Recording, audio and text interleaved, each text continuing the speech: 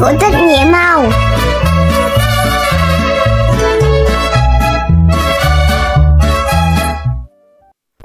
Chào mừng các bé đã quay trở lại với xứ sở ngàn sao. Hôm nay là Halloween nên cô Mây Hồng sẽ kể cho các con nghe câu chuyện về phù thủy bông gòn và lọ phép ngọt ngào nhé. Trước khi bắt đầu, hãy nhớ ba mẹ đăng ký kênh để có thể nghe thêm thật nhiều những câu chuyện hấp dẫn nhé. Còn bây giờ, chúng mình cùng khám phá câu chuyện ngày hôm nay nào.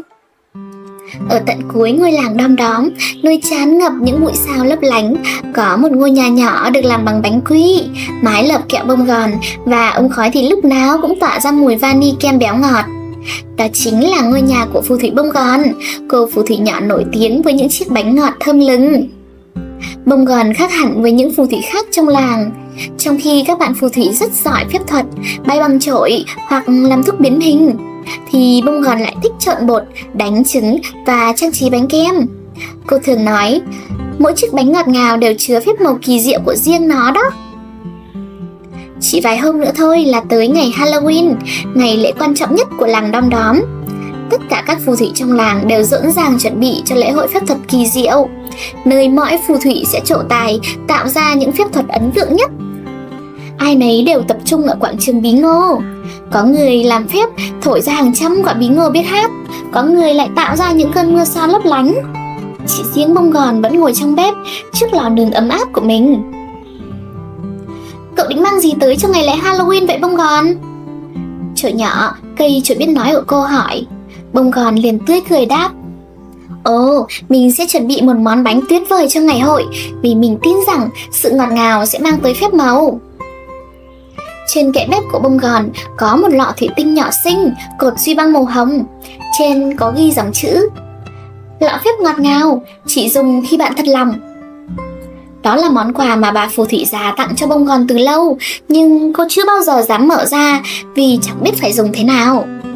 Trong lúc đang suy nghĩ thì Dodo, cậu sóc nhỏ hàng xóm chạy tới, mặt buồn so. Cô ơi, con chắc làm bạn mình giận mất rồi.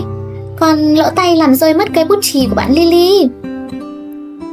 Bông gòn mỉm cười dịu dàng nói, thế bây giờ con muốn cô giúp gì nào? Con muốn bạn hết giận, nhưng bạn ấy đang tức giận lắm. Cô có phép thuật nào làm cho bạn hết giận không ạ? Nghe vậy, bông gòn bỗng nhớ tới chiếc lọ. Cô mở nắp, mùi hương mật ong thơm lừng liền lan tỏa khắp căn phòng. Rồi cô lấy chiếc thìa gỗ nhẹ nhàng khuấy và nói lời thần chú. Hỡi lọ phép ngọt ngào, xin hãy biến lời xin lỗi chân thành thành món quà dịu ngọt. Lập tức, bùm, một đốm sáng hồng bay ra, xoáy vòng giữa không trung rồi hóa thành chiếc kẹo trái tim lấp lánh. Bông gòn trao viên kẹo cho Dodo và nói, con hãy mang viên kẹo ngọt này tặng cho bạn Lily và nhớ nói lời xin lỗi thật lòng nhé. Dodo chạy đi và chỉ lát sau cậu quay lại cùng bạn thiên nga Lily. Cả hai cười tươi rói, miệng vẫn đang nhai kẹo. Cô ơi, bạn Lily nói kẹo thật ngọt ngào nên bạn chấp nhận lời xin lỗi và làm lành lại với con rồi ạ. Bông gòn bật cười, chiếc lọ ngọt ngào trên bàn cũng khẽ phát sáng như mỉm cười cùng cô. Tin tức về lọ phép ngọt ngào nhanh chóng lan khắp ngôi làng. Bạn Miu Miu cũng tới xin kẹo để hòa giải với em gái. Nhím nhỏ muốn có bánh để cảm ơn mẹ và khiến mẹ vui lòng.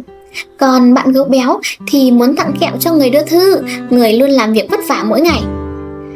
Cứ mỗi khi ai đó nói ra lời chân thành, tử tế, chiếc lọ phép lại lấp lánh, tỏa ra mùi hương ngọt ngào và biến ra kẹo, bánh quy hoặc những chiếc bánh cupcake nhỏ xinh. Chổi nhỏ trong góc nhà bỗng réo lên. À, hóa ra đây chính là phép màu mà cậu nói, biến lời nói chân thành thành bánh kẹo ngọt ngào. Hôm nay là đêm Halloween, cả quảng trường sáng rực đèn đuốc. Các phù thủy phô diễn những phép thần thông rực rỡ. Khi đến lượt bông gòn, mọi người rất mong đợi. Họ tò mò, không biết cô bé phù thủy bánh ngọt sẽ làm ra gì đây. Bông gòn bước ra, cô đặt chiếc lọ phép ngọt ngào lên bàn và nói, cháu không thể thổi ra dòng lửa hay làm mưa sao băng, nhưng cháu có thể biến một lời nói tử tế và chân thành thành món quà ngọt lành. Cô khẽ xoay đũa phép và nói thật nhỏ, làm ơn, hãy để đêm nay đầy ắp những lời dễ thương. Và rồi, từ chiếc lọ, hàng trăm viên kẹo bay lên trời, tỏa sáng lấp lánh, biến thành những cơn mưa bánh kẹo. Trong không gian, ta vẫn nghe được những lời nói chân thành tử tế như: cảm ơn bạn, con yêu mẹ, mình xin lỗi nhé, chúc bạn vui vẻ. Chúng lấp lánh khắp quảng trường rồi nhẹ nhàng rơi vào tay mỗi người. Ai nhận được bánh kẹo cũng đều mỉm cười thật tươi. Khi cơn mưa bánh kẹo kết thúc, bà phù thủy già liền mỉm cười và nói nhỏ vào tai cô: bông gòn này, cháu có biết ý nghĩa của phép màu của làng Đom Đóm không? Đó chính là mang lại hạnh phúc cho mọi người. Và giờ thì cháu đã trở thành một phù thủy thực thụ của làng Đom Đóm rồi đó. Từ hôm đó, ngôi nhà của bông gòn luôn ấm áp, tiếng cười và mùi bánh ngọt. Cô vẫn nướng bánh mỗi ngày và mỗi chiếc bánh đều mang một thông điệp yêu thương chân thật nhất. Và để cô Mây Hồng bật mí cho các bé nghe một bí mật nhé.